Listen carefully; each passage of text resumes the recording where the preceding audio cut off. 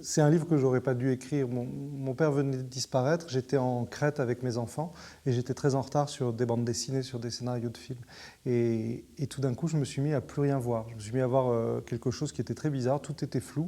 Et la seule chose que je parvenais à écrire, c'était à gros caractères dans un carnet le récit des 8 jours d'agonie de mon père, parce que d'une certaine façon, j'avais besoin de me débarrasser de cette histoire. Et j'ai écrit ça pendant ces vacances-là, pendant lesquelles je me faisais soigner les yeux par un médecin grec qui me faisait ultra peur. Et je pensais que c'était une punition divine parce que je n'avais pas assez prié pour mon père.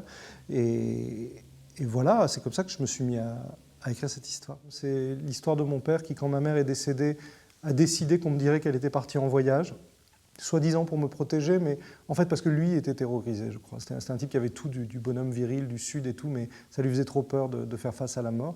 Et à l'inverse, mon grand-père maternel, qui 2 ans après a bravé cet interdit, et quand j'ai eu 5 ans, 6 ans, m'a dit « bah non, elle est morte ».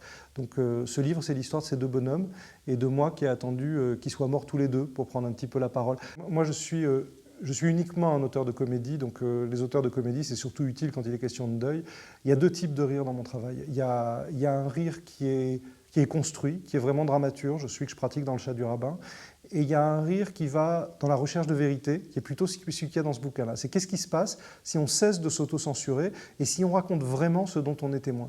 Et là, il me semble que c'est la recherche de sincérité qui fait marrer tout le monde, parce que les gens s'y retrouvent. Par exemple, le moment où on est chez les pompes funèbres et où les 2 nanas qui s'occupent des pompes funèbres pourraient travailler dans une boîte de nuit tellement elles sont sexy, mais elles font de leur mieux pour avoir l'air en deuil et elles font de leur mieux pour me parler avec componction, mais moi j'ai qu'une envie, c'est de les sauter. La rencontre, elle est rigolote. Quand on écrit, en tout cas ce livre-là, quand je l'ai écrit, je ne m'adressais pas au lecteur, je l'ai vraiment écrit pour moi.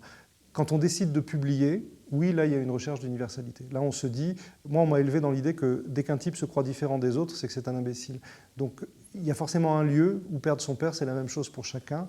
Et si ce livre sert à quelque chose, c'est être plusieurs à porter un deuil.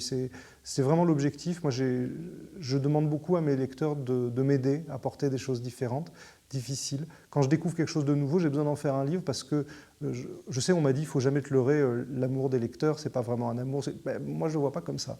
Moi, je vois un vrai truc d'amour quand un traumatisme personnel devient collectif.